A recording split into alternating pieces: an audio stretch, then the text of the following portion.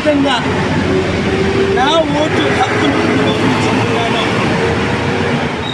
మీరు కూడా మీ ఓటు హక్కును వినియోగించుకోండి. చాలా గుడ్ న్యూస్ ఏంటంటే ఇప్పుడు సిటిజన్స్ చూడండి, యూత్ని, ఎడ్యుకేటెడ్ యూత్ పర్సంటేజ్ పెరిగింది. ఓటు ఇంట్లో ఉండకండి. ఇదే డెమోక్రాటిక్ చివరి ఎలక్షన్ అని కొందరు అంటున్నారు. చాలా ఇంపార్టెంట్. బయటికి రండి.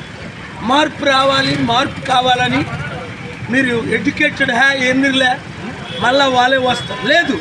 మీ ఓటును మీరు వినియోగించుకోండి. ప్రతి ఒక్కరికి వినియోగించుకొని ఎంకరేజ్ చేయండి. మీకు నచ్చిన వారికి ఓటు, క్రిమినల్స్కి ఓటు వేయండి. ఆలోచించి ఓటు వేయండి. Thank you.